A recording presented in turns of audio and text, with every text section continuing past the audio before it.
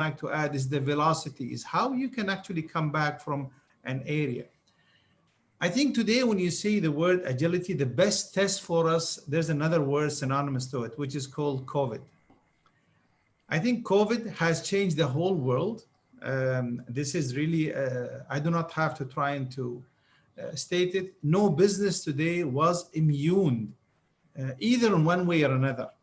When somebody's saying, what does that mean? You know, even one way, a lot of the businesses got affected. When I say got a lot of business got affected, today, if you are in the airline, in the hotel industry, if you have a restaurant, life is not the same at all. You know, when this thing really hit us, it changed the whole thing. If you're in the government, in the UAE, the one thing that was definitely the middle name for all of that is the word change. If you had kids going to school, all of a sudden, a big thing really happened to them. So when you talk about today, what we really need to look into, one of the things is people say, you know, in the beginning, everybody realized that one of the challenges is to try to make sure that you have enough food in the house because you do not know what's going to happen tomorrow. And we know in some countries, it was a big problem. Yes, we are very fortunate in the UAE that was not a problem. People didn't realize the next thing that you could not live without, even today, very simply, the internet. And let me tell you about my experience in that.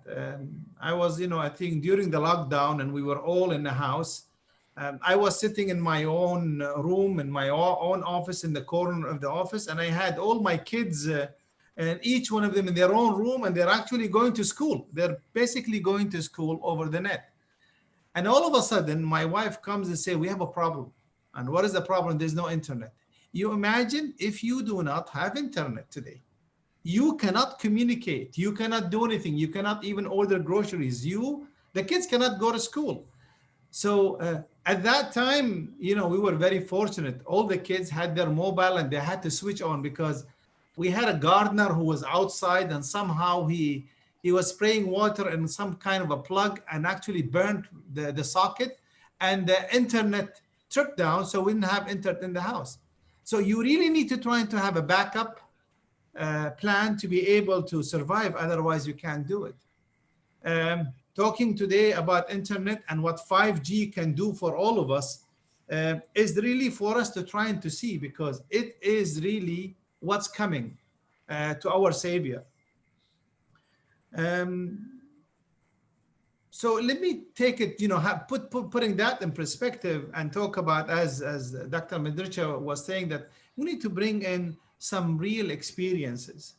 Now, I know it's very difficult to try to communicate to a company or to an organization, to an establishment.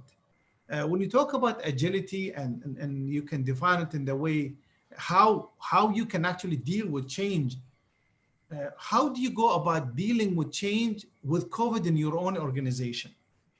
And the first question we would say, which department you're going to start with? Which is the most important department that you really have to look after?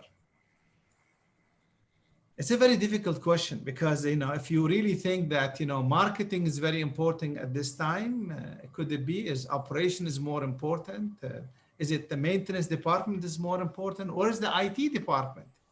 Or some people think, no, it's the finance department because they are the one who can actually make sure that we have enough money that people can get paid.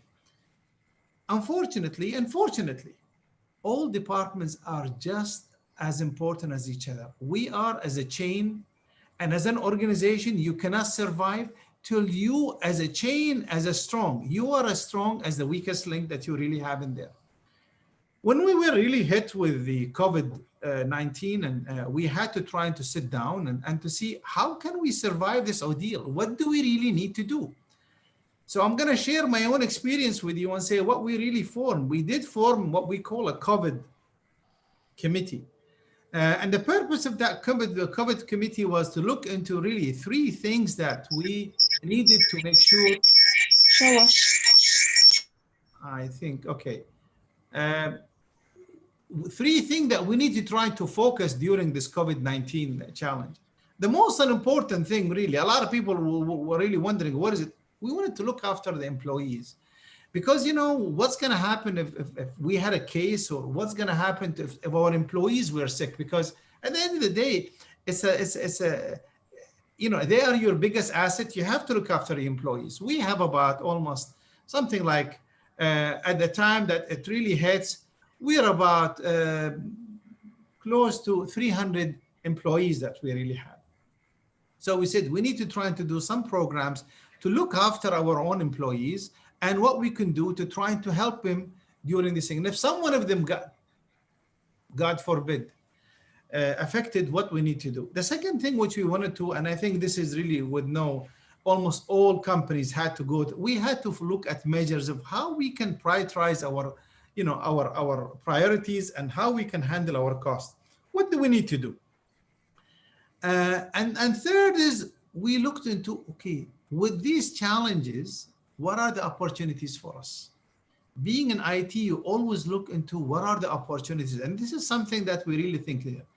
And we started by having a townhouse of all our employees. I personally had, first of all, a very small team of the top layers in the organization, to try to listen to them. What are their concern at this time? And then we went on a townhouse to listen to our employees. And surprisingly, we came up, within the townhouse, we came up to 70 ideas. And this is what I would recommend. People, go to your own people in the organization. They are your best consultant. Speak with them and make sure you can listen to their ideas.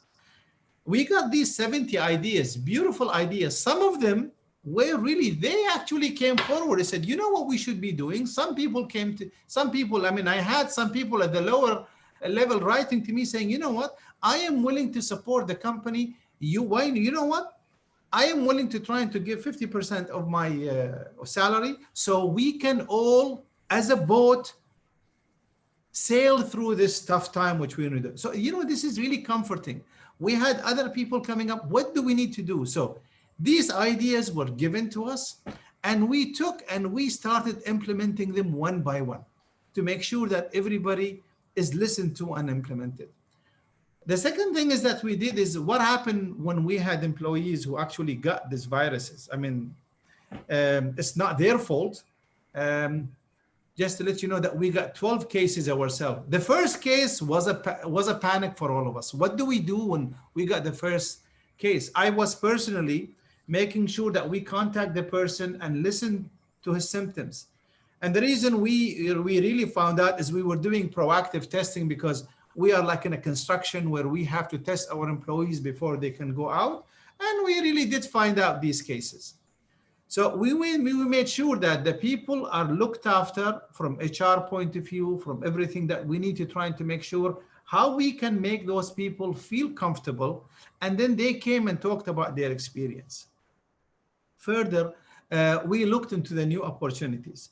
Yes, there were measures that we had to take, for example, to make sure people can take their leave and log in their leave, because we do have a system, but these are really, they came second and third. My main thing is, I would say that, you know, COVID was the best test of agility for any organization. And I would say, if you really need to try and to go ahead and deal with the changes that you really need to do, make sure you do involve all of your employees, listen to them, because they can be the best assets for you. And I don't want to take a lot, because I thought we will leave some room for questions. And I will really, at this time, I would say, look, the whole organization, you need to make sure you can communicate very effectively. You know, that word, as simple it is, you need to make sure that the message comes from the top all the way to the bottom, and there are no bottlenecks. People need to hear the same message, and they need to be clear about what's going to happen to them, because you talk about their future, and changes. It's all about how you can deal with agility. At this time, I would like to hand over to to our moderator, because I'd like to listen to the rest. And in the short time, hopefully, if there is time for a question, we try to answer. Thank you very much.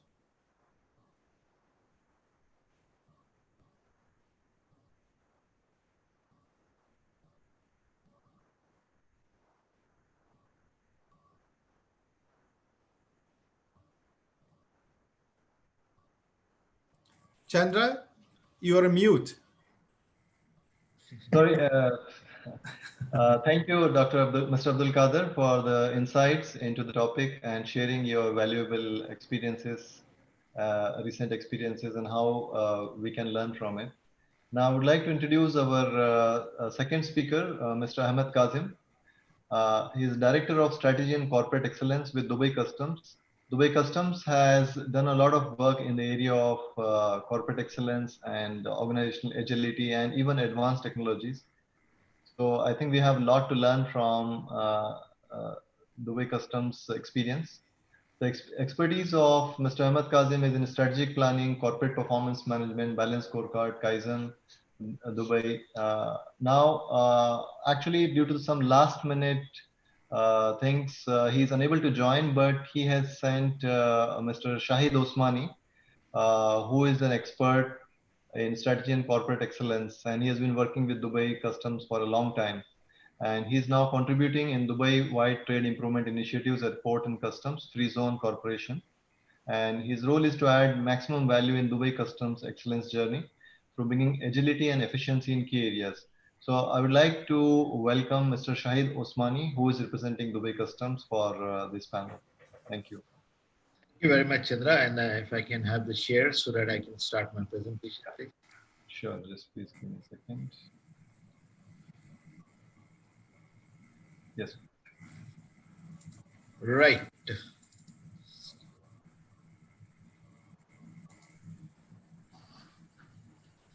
Good afternoon, everyone. Just starting the slideshow. Let me know when it's on. It's on. Yes, please. Everybody can see it. Okay. Yeah, go ahead. Right. Okay. We have got limited time. So what I'll do is our plan is to go through the journey of agility. As we know that, as Abdul Qadir rightly said, agility is all about how we respond to the disruptions and the changes that come in our life. What we did, we took an inventory of how does Dubai Customs respond to changes, and when did this journey actually start? Well, it is all from our, and the driver for agility, especially in Dubai, is mainly from the leadership, the country's leadership. For us, it is Sheikh Mohammed, who says that adapting to change, flexibility, and capturing opportunities is the most important element of our success. And this has one of the keywords which Abdul Qadir touched upon, that, you have to look at the opportunities, that no matter what the disruption is, it poses to you, and then you capitalize on those opportunities. Right, just to show the quantum, and for us, Dubai Customs is a very different entity in terms of its customers. We just don't have a simple customer who is outside and just coming to you for services. We have internal supply logistic chain entities also, which are our customers. We have got government entities, which are our customers. And the quantum that you see over there of the cargo that we handle, it depicts the kind of complexity that is there in the business that we do. Right. So for us, this journey, and surprisingly, started back in 2013 when we had one of the major disruptions in our government, way we work in our government. One fine evening, Sheikh Mohammed waved his mobile and he said, "The government of the future works 24/7 and 365 days a year, just like a hotel." And we said, "What do we do?" Now that is where you can sense how agile an organization is, because with the speed with which we responded. What we did, that we formed immediately cross-functional teams which responded to it. And on the 2nd of October, you saw that was in March, within 100 days, we were we were the first one to achieve the vision in 100 days. And obviously the first government department in the UAE to have 100% client-facing services on mobile. Customs administration. Now, at that time, I will add, we were very excited. Although we put all the 100% of the services online, but some are not practical in terms of being operated online, So we have to judge later on and then connect those things. because you cannot file a declaration sitting on a mobile. It's not an easy thing to do. Anyways, so what it did, it triggered a massive change across the organization, not in terms of technology only, in terms of the way we were doing our work. I mean, it was very much similar to how we are doing now in COVID, that because we were to be available 24/7, all the people who are involved in delivering the service, they were asked to be ready 24/7. Whenever they get a request, they were supposed to respond to it. And luckily we did it. And alhamdulillah, because of the close cooperation and the policies that were put in place, we achieved 88% of the client satisfaction. And obviously the adoption rate in terms of the clients was 34%, which was a very high compared to that time, because things were normal, people didn't want it to go online and to do all the transactions. Right. So what we did as a result of it, we have established certain standards, which is being and developed system, which is being followed by by other entities as well as other customs organization, and the World Custom Organization has appreciated that also. So we have got all our guidelines and the services available online. Okay. Now, when you do something, you need to see how it brings efficiency in your work also. So in 2013, we were handling 7.9 million declarations or number of transactions, and we had 2,713 employees.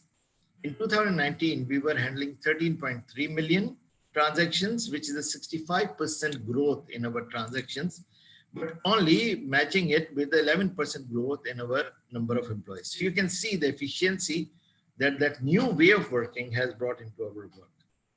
Now, obviously, we have the same workforce which deals across the airport also. So we had 67 million passengers coming into Dubai in 2013. And now in 2019, we had 95 million, which is again a 65%, but matching with the same 11%. How we did that? We looked at Dubai Customs environment because we are to deal with the security and, we had compliance. So we created a sandbox sort of environment. All the operational departments within Dubai Customs were given a sandbox-like environment controlled by these 6 areas where we put our procedures and policies and guidelines, and you can say the boundaries beyond which they cannot expand. So what it helped is us to be, to help us respond to any change without being very strict in the way we do our things. And we became very fit and slim, which is basically the Arabic translation of agile also. Right.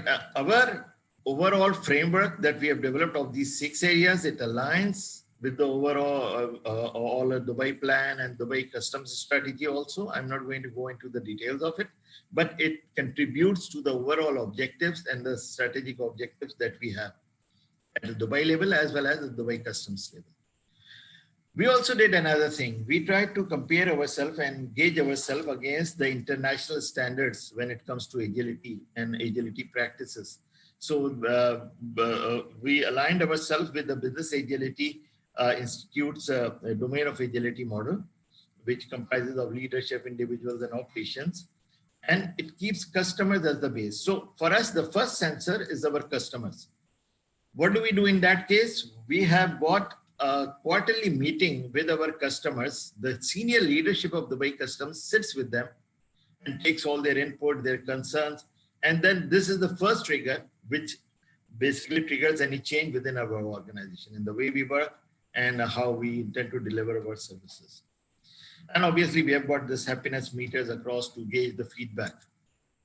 The other kind of sensor we have is what we call Accelerated Exploratory Lab. Now this is disruptions which related to technology. So we have got all our internal projects which are running within Dubai Customs.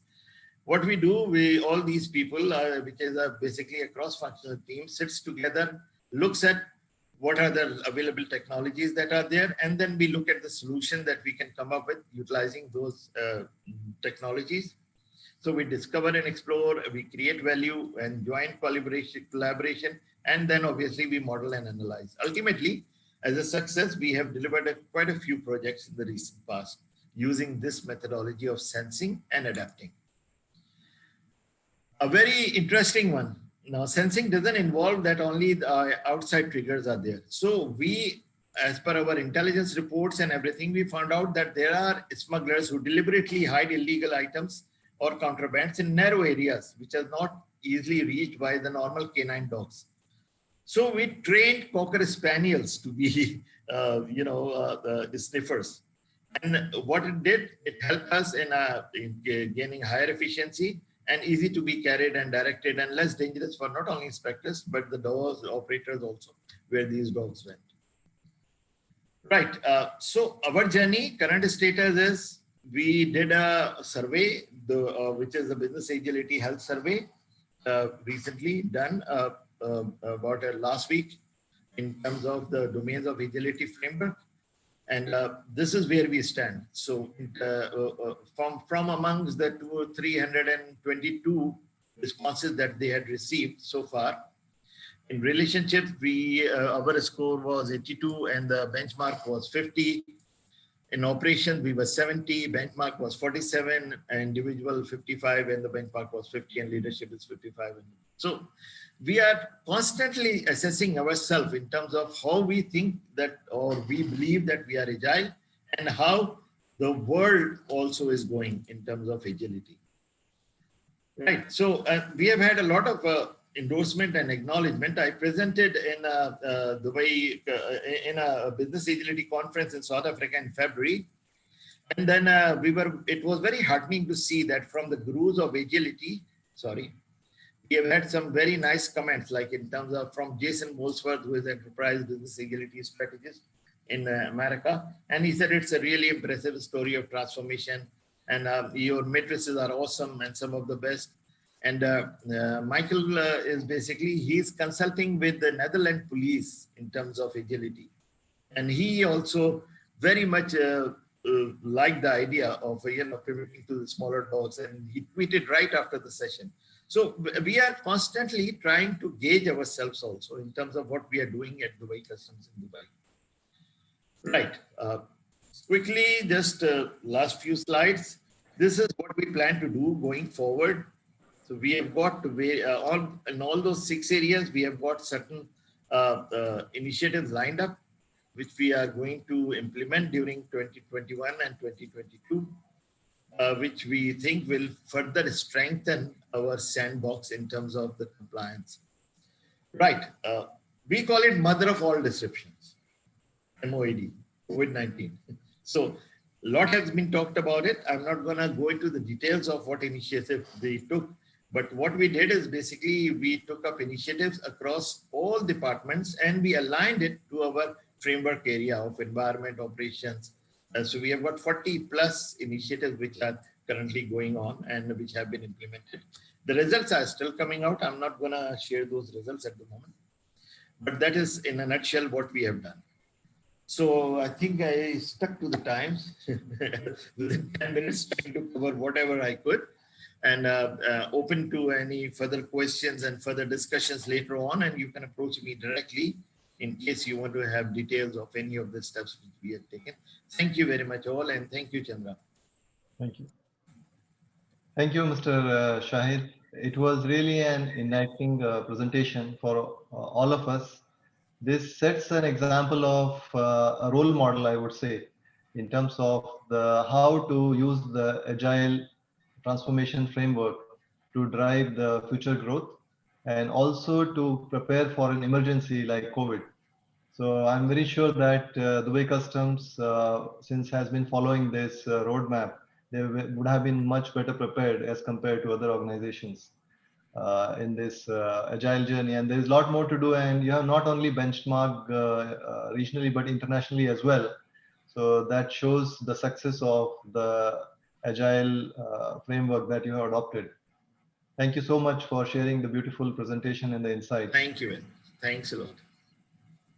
And now I would like to introduce our next guest speaker, Mr. Eugene Mene.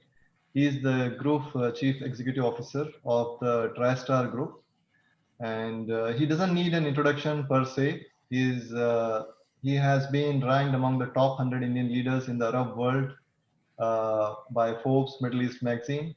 He has also been ranked top 13 most influential logistics executive in the Middle East. And he's a self-made person. He has gone through creating an empire from a very humble beginning.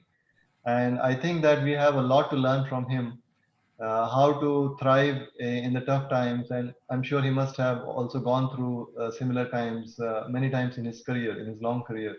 So please welcome Mr. Eugene Mene. Mr. Eugene, you can please take over. Thank you. Okay, great. Okay. Thank you very much, Chandra. And good afternoon, everybody. It's a pleasure to participate in this webinar. And I would like to extend my appreciation to Dr. Kanak Madrecha for taking the initiative to host this event.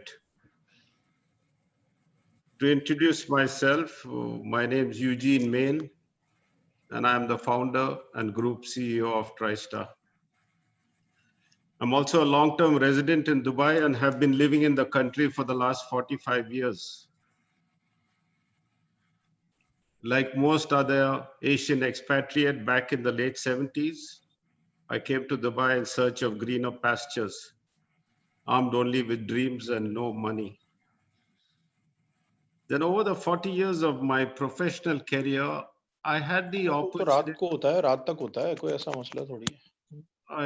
opportunity to experience the impact of agility in decision making, both from the corporate world and also in the private sector as a businessman.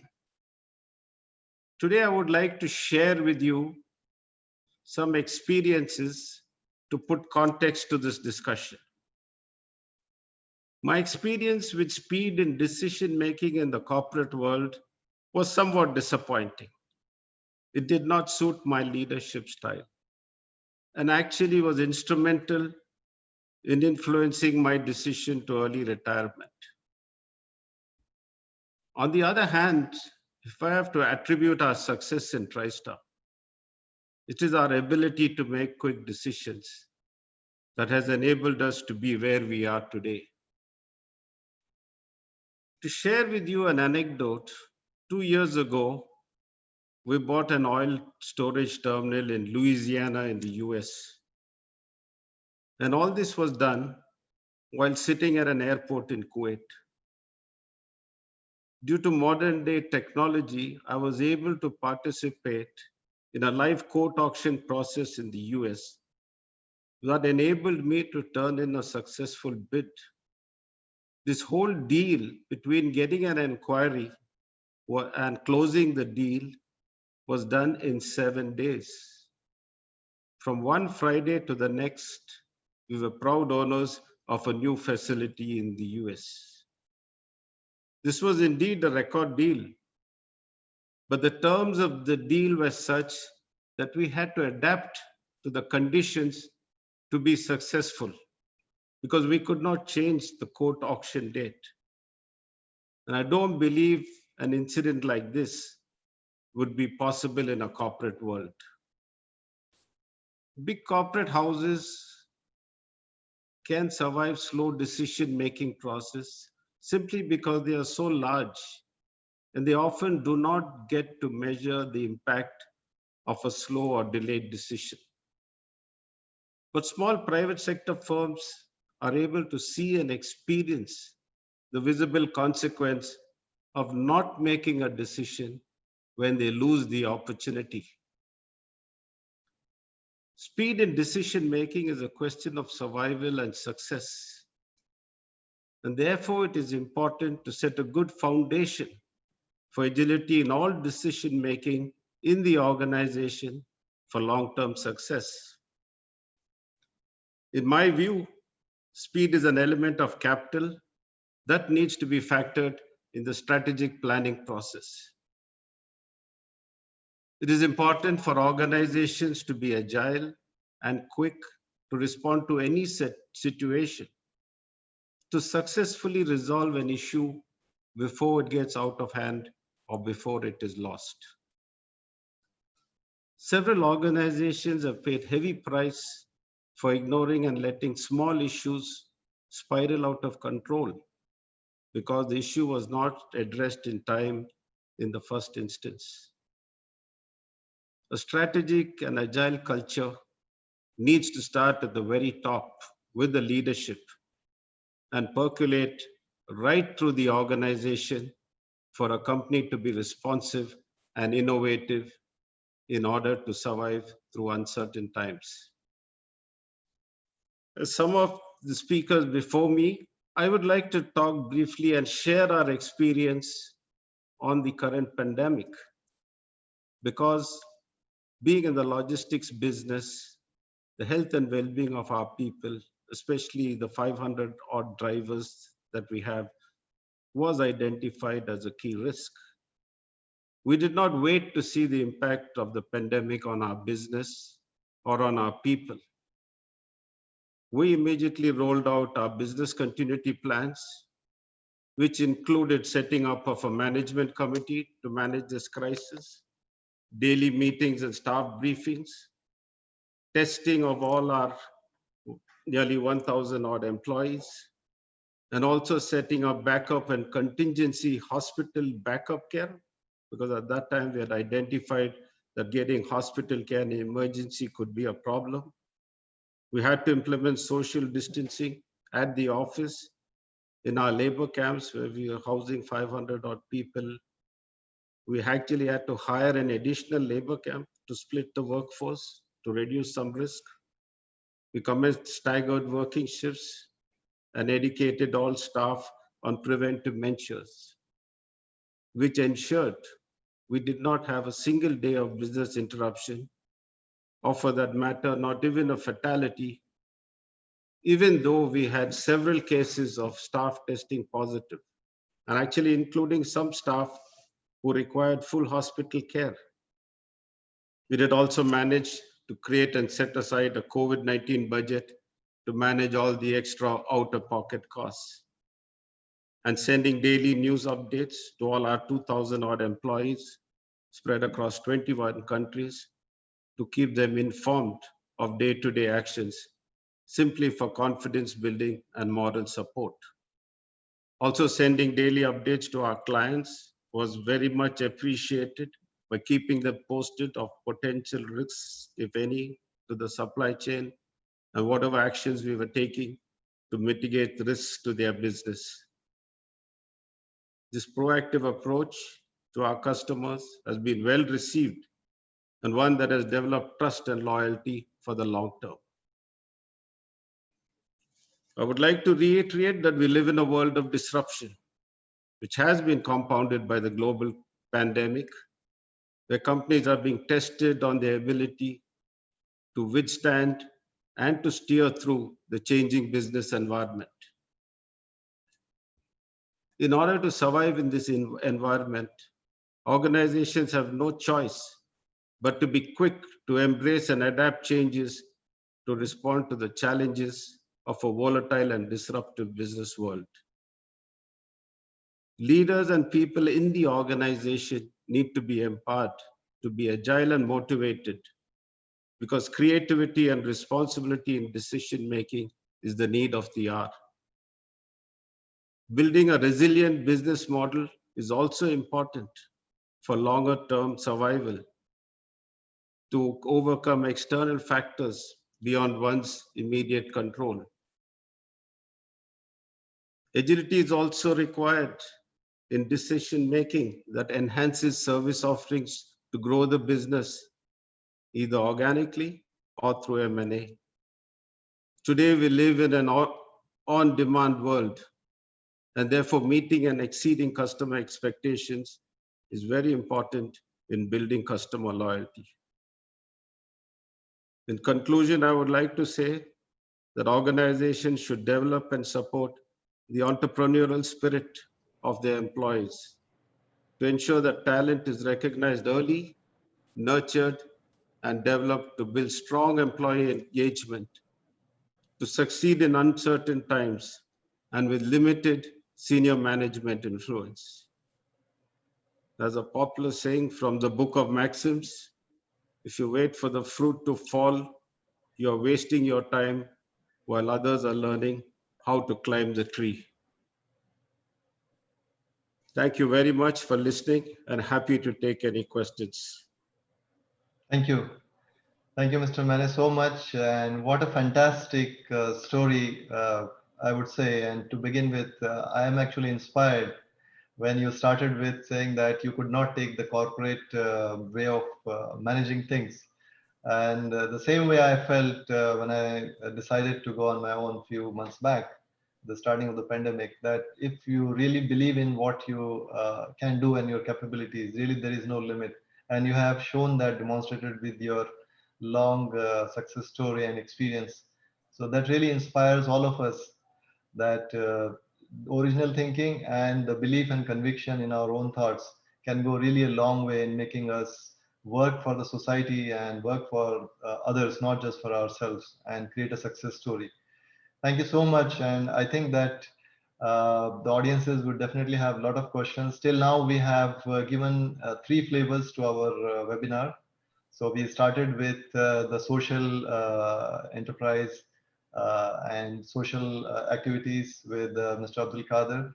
And then we went to the corporate world a little bit to touch upon Dubai Customs story and how they implemented the Agile framework. And to the TriStar, where we have seen actually practically in the private sector how the agility has been demonstrated. And this leads us to the final leg of our webinar with the academic point of view coming in with Dr. Kanak Madrecha. So I would like to introduce him for. So we always mix public sector, private sector, and academic into our webinars. So Dr. Kanak Madrecha doesn't need any introduction. I think all of the attendees today knows about him, that he is ex-jury of excellence awards. He is a distinguished alumnus of NITI Mumbai. He has won many accolades from His Highness and ruler of Dubai. So with that, I think I would hand over the podium to Dr. Kanak. Thank you. I think you have to give me a screen share. Yeah.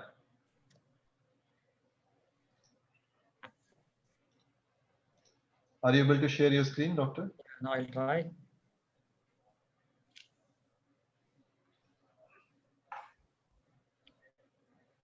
Yes, can you see the screen now?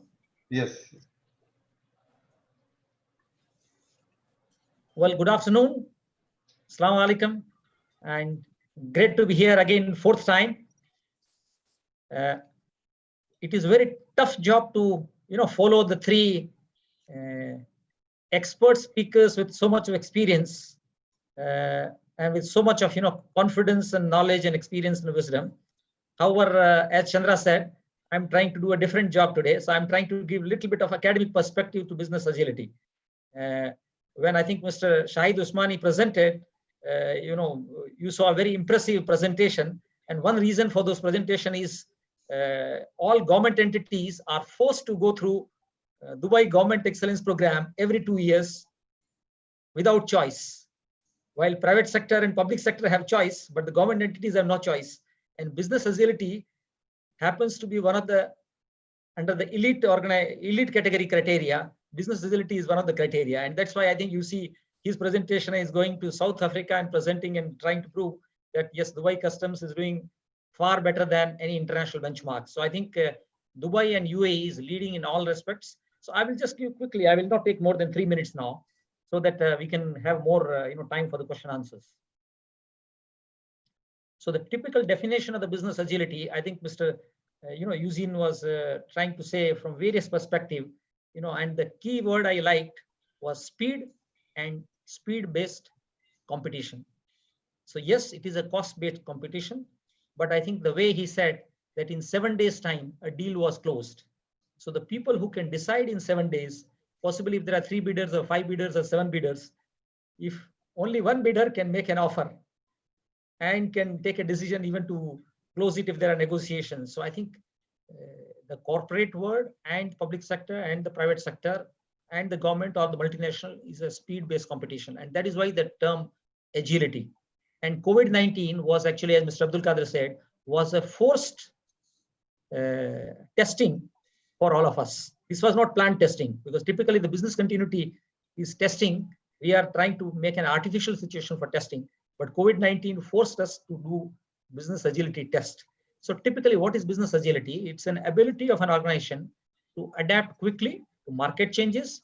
And typically in the strategic planning, there is a terminology called PESTEL, so political, social, technological, legal, and environmental changes. So when those changes happens, how do you prevent yourself from any, you can say, very high risk? So the ability of the organization to survive and grow by adapting or changing very fast. So those who are able to change very fast will survive. And the last one is, how do you utilize the speed-based competition or the agility to create a competitive advantage? So others who are slow and you are faster, so you can decide in 7 days and somebody else decide in 15 days, you got a competitive advantage by 8 days. And when you say time is money, when you say financial experts, time is money and net present value. So a deal done and a deal lost. So difference between agility and not being agile, you'll see on the next slide, is the deal obtained or deal signed or deal lost. Now, if you see this here, the last line was business agility is the outcome of organizational intelligence. So you develop organizational intelligence. You have so many situations, the experience about the last so many situations. How did you adapt and what worked and what did not? So while COVID-19 is new, but there are many other parts of the COVID-19 which were common or which were known before. So organizational intelligence is what is required to take decision quick. So when every organization have a vision, mission, values, and strategic objectives. So organizational intelligence has to be utilized to achieve those vision, mission, values, and strategic objectives. So in other words, this is the intellectual capital. Like I think Mr. Eugene also said that agility and responsiveness or speed is one of the capitals. So like we say, man, machine, and material is one of the resources. Even the speed, agility is, or intellectual capital is also a capital. Like we say, human capital is intellectual capital. Now, traditionally, bureaucratic organizations and agile organizations. I, happen to be working in various organizations, the multinationals, family businesses, government organizations. So I know typically some organizations take even 9 months to prepare a 5-year strategic plan. And there are some organizations which take 6 months to prepare an annual plan. And these, organizations exist even now and have survived. Many of them have survived. 6 months to prepare an annual business plan, or 9 months to prepare a 5-year business plan. So here we are talking about agile organizations, learn fast, adapt fast, implement fast, and make this complete cycle of PDCA, plan, do, check, act. That cycle must rotate, not on a yearly basis, not on a quarterly basis, must rotate on a monthly basis or a daily basis or an hourly basis. So the faster you learn, faster you adapt, and faster you implement is what will differentiate the agile organization from the bureaucratic organizations. So I remember, I'm not quoting the name here, one of the government organization bid for a global tender. See, one of the government organization bid for a global tender, which is like buying a global multinational. The other competitor was also a government organization. Okay, those who are familiar will be able to make out. So the government organization which was bidding faster and is able to take the decisions during the weekends. They bid even the higher by about, I think, 10% of the value, but just because they could bid during the weekend when the other government is sleeping, they got the order. So the difference between agile and the traditional bureaucratic organization is that yes, bureaucracy is created, bureaucracy has a purpose, bureaucracy is created for a purpose, but I think we need to utilize agility and the best part of the bureaucratic, the systematic element, to ensure that business agility is helping us to achieve our objective, not bureaucracy for the sake of the bureaucracy. So the agile and a non-agile. So in agile approach, you cannot predict everything. Many things cannot be predicted, but you take quick, like Mr. Shahid Usmani said, quick observation, sensing, and straight take actions. So how to be quick? Sense, measure, learn, and improve.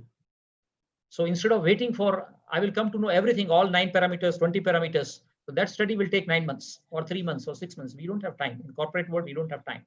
So how do we save time? So we can make a small faster loops. So quickly learn, take decisions, move. That doesn't mean that you will be correct all the times.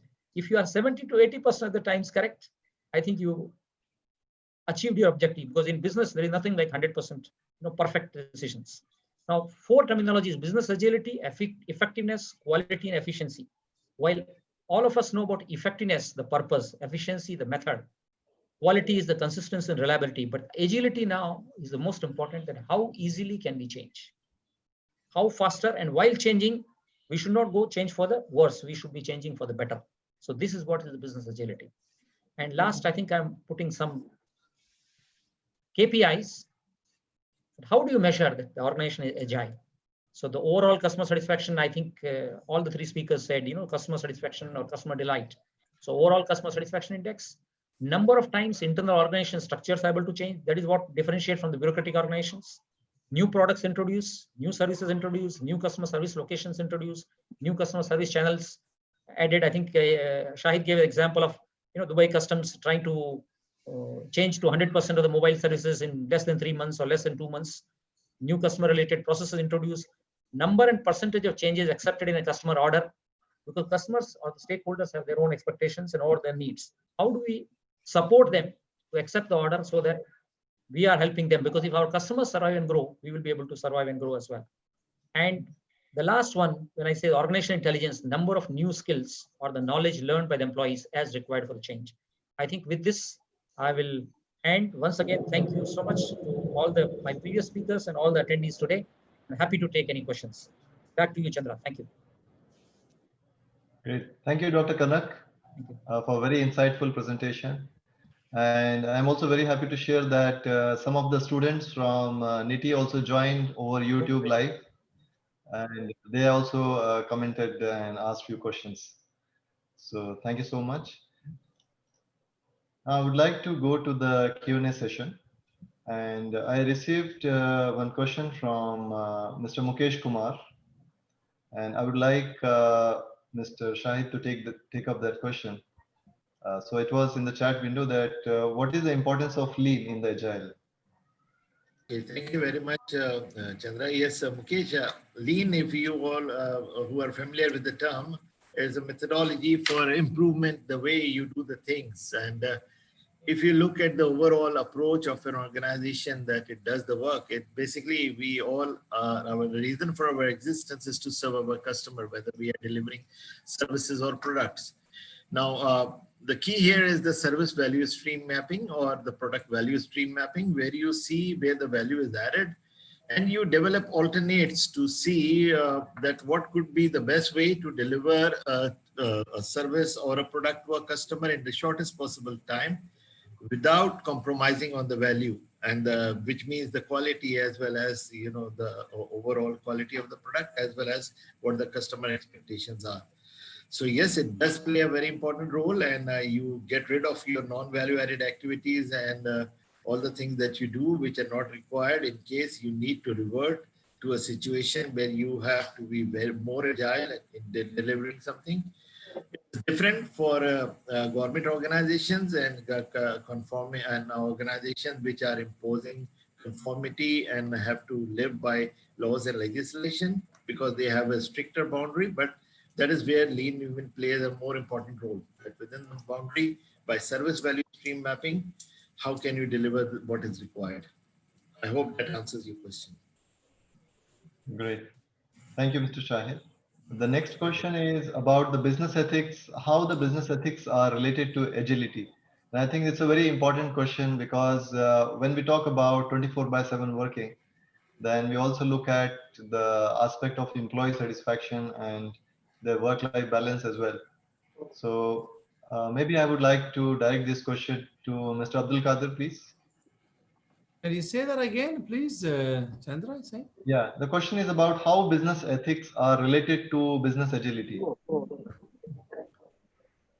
I think, the word ethics, whether you are in business or anywhere else, that's a principle. Principle do not change. Ethics are principle. So, this is the cornerstone for a person's own belief and own way of doing work. And a business today cannot survive without being being ethical.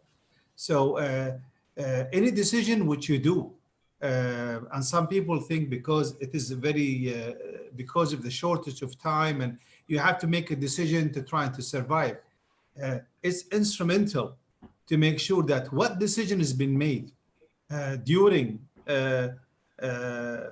agile or this stress situation. Ethics is the principle that you cannot do without. And if anybody who trying to gain short gains, eventually they will actually fall over. So I think I cannot change that. There are two, this is synonymous with whatever you do in business. If it's agile, ethic is actually on the other side of it. It has to be there, otherwise it doesn't work. Right. Okay. Thank you, Mr. Abdul Qadir. If Mr. Eugene is available, there is one question for Mr. Eugene to answer. Yeah. Great. Thank you, sir. So this question is somewhat related to, you can say, the stress levels, because some people believe that during the COVID times, even though a lot of people are working from home, the stress levels have increased a lot, and the demand to work 24/7 has been increased lately. So how to cope up with very high expectation, because the business needs the employees, and agility requires to be on the toes 24/7 to be able to compete. So how to create that balance between the agility and the work life? If you ask me, in my personal experience and my opinion on this is the focus should be on the end result. You know, what do you need to do to deliver the end result? And in the shortest and quickest possible time. I think that's what actually makes the difference, is the result. It's not a question of the time that you spend on doing, but I think it's important to see what does it take to achieve the desired result. And yes, I understand we are all going through something that we've never experienced before. Okay, today it's the health and well-being of people that is come to the forefront over all else because of the very fact of this pandemic situation that we're living in. Working from home is a new experience for all. Initially, it was a novel, something good. Yes, very nice, work from home, you save time commuting. But I think my personal experience, though I didn't spend too much time working from home, maybe 2-3 weeks, it was starting to get stressful. There are so many issues that happen on the home front that you don't realize. You just look at the fringe initially. Oh, very nice. I stay at home. I can get up late. I can do this. But actually, after some time, it becomes stressful. You feel isolated. You are working from the confines of four walls for days on end. It starts to take its toll. The pressure builds up. You miss going to an office environment. You miss socializing with colleagues, with outside people. It's the same thing at home. You spend more time. There's pressure of children. There's pressure of the family. There's so many things. Even and we saw it happening, especially when the lockdowns were lifted. People were just flocking to go outdoors. You could see the number of people just coming out for a walk or going to the park or just wanting to get out of that, feeling of being locked up. So that, yes, had taken its toll, and it has built a lot of pressure and stress. I think it's been stressful if in the long term, and I'm sure if people have a choice now, you might find a 50-50 opinion on working from home versus working in an office environment. The other thing about working in office environment, the whole thing is working together as a team, building that collaborative environment and culture within the organization, because it's very important. And it's not just about exchanging emails. It is, you have to look at it holistically. What does it do for me? Does it make me feel happy? Does it make me feel good in what I'm doing? Do I get an encouraged pat on the back? These are all things that go a long way into building a really strong and successful organization. At the end of the day, companies are all about what its people deliver for that company. Those people are the arteries, the life and blood of a company are its people. And so as long as people are motivated and happy to come to work and they feel good, there is no reason why a company cannot be successful. I mean, it's very simple of that. A company is worth what its people are. And so I think, spending time, getting people an opportunity and supporting them. I think this is the other thing that the COVID-19 taught us, is how different companies reacted differently to different situations. So many companies, the first thing they did was, okay, let's cut staff, let's cut this, let's cut that. I mean, in our case, that was the last thing. We made it a point. My first circular out to all my employees was, we are not going to sack anybody. That was my first message to everybody. That brought everybody down, relaxed them, brought them down to peace. On the contrary, we supported a lot of expatriates who were living here without families, giving them additional 4 telephone allowances so that they could remain in touch with their families and communicate and feel more comfortable. So I think that's the whole idea of building a strong foundation of good people and talent. I think today companies need talent. It's not about, like we saw MR announcing a couple of weeks ago, they got rid of all titles. And they only want to have people with talent. And I think that is what it all boils down to, the talent, and the talent that can deliver results for the company. Right. So yes, we are going through changing times. This working from home is only one of the things. Maybe working reduced hours. We don't know what the future is. All we know is that change is imminent, change is around the corner. And we have to be ready to adapt and embrace and get used to these changes. Right. And just, I think, very, very valid point, just to add to your point, the agility is not only about the business being agile, but also about the people being agile. So the employees being agile and able to adapt to the changing work conditions. Right. So definitely that will create a work-life balance in their life. Yeah. The next question is around the balance between the time, cost, and quality. So this question is, I think, also relevant in this context, because some of the companies, they are doing a lot of urgent work, but maybe that is at the cost of compromising on the quality.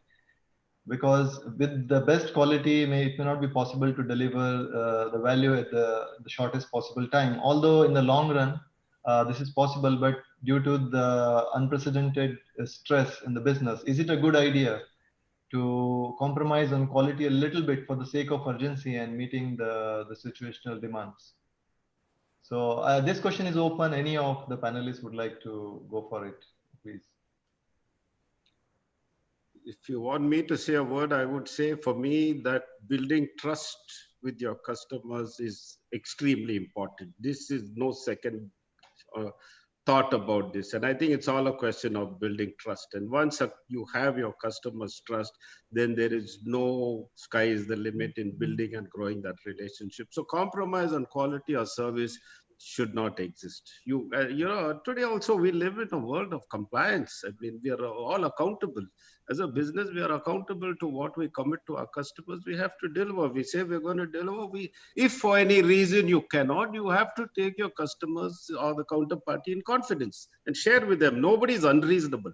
Everybody's unreasonable. But when you start to hide, when you start to cover up, that's when you commit the crime. And that's that we have to be careful about. We should be open, create an open and transparent culture so that everybody feels empowered to talk openly to if your employees are scared, if they are in this thing that they have to hide, they cannot disclose, then you have a problem.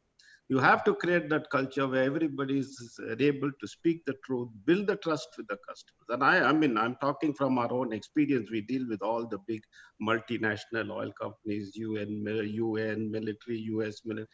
They all respect the fact of being open and transparent. And that's the way they're all made. They expect that you have to be open and transparent in your communication. Mistakes happen, things go wrong, for sure. Everybody can accept that if something, but when you try to cover up, that's when you commit the crime. That's my personal viewpoint on that. Great. Thank you. Mr. Shahid, you would like to add anything? I saw you nodding your head. What Eugene said was very right, and this is what I was telling Mukesh also, that once you come across a scenario or a way of working where you see that despite of working very quickly on something and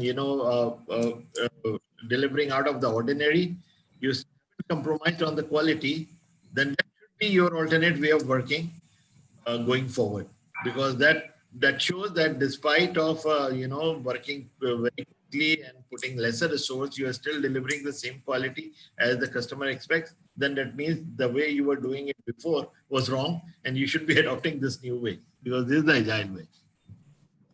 Let me also add one thing in this. When you talk about we're not looking for perfection. There's nothing called perfection. Perfection is something you cannot get. What you aim for is excellence, and really in the world of compliance, and where you really have to be there's always something called value engineering, and this is something that we do when a customer asks for a certain specification that you really need to try to comply to. There was always a way where you can actually present the option of value engineering, and here this is really where Agile also can step in, and you can actually, as Eugene was saying, you have to be, in terms of the integrity of what you really pass to the customer is there, but in your design and your proposal going forward, you would show that value engineer which would comply under certain circumstances. So the person on the other side, your end customer, whether it was your consultant or your end customer who is receiving that service, is fully aware of what you are proposing. So that, that's very important in trying. And this is where you have time and time. You're not trying to cut corners, but if the customer allows you to give them a value engineering, that's where you can actually add value, and to make sure that the customer at the end of the day is fully aware of it and also can save in the process as well. Thank you, Mr. Abdul Qadir. So I think with this note, we would like to close. Thank you for participation, active participation from all the audiences and from the esteemed panel of speakers. We really learned a lot from your practical experience. And with that, I'd just like to quote the final thing, that the agility is a spirit. It can be felt when a company is agile. It can be felt when a person is agile. So it's like everything is going fast and without compromising on the quality or the value of the business is to turn the time into the money per se. So how faster the business do that, or even in the society, how faster we create the value from the time for everybody. So that is the true measure of the agility. Thank you so much for your time, and wish you a wonderful day, and hope to see you again in our next series. Thank you so much. Thank you. Thank you, everybody. Thank you, everybody. Thanks, everybody. Bye-bye. Thank you. Mr. Thank Abdul you. Qadir, Pleasure. Mr. Eugene, Thank you. Mr. Thank Shahid you, Usmani, Dr. Chandra. Thank you. Thank Thank you. you, Dr. Take care. Abdul Qadir. Thank you, everybody. Bye-bye. Thanks, bye.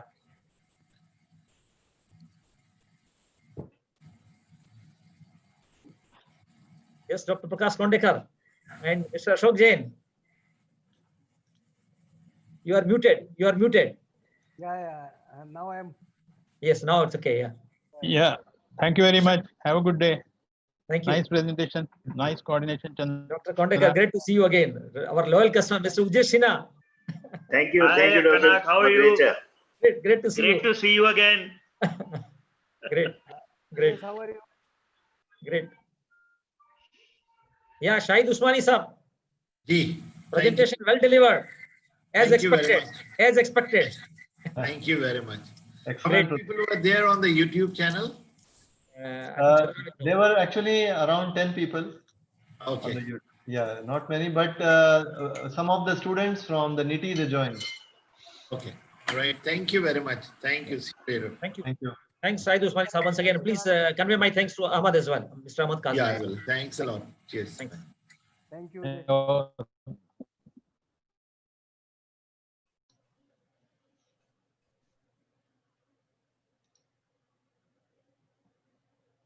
Yes, Ashok. All fine? Yeah, everything is fine. Great. Great to see you again. Yeah, right. I am in the labor room.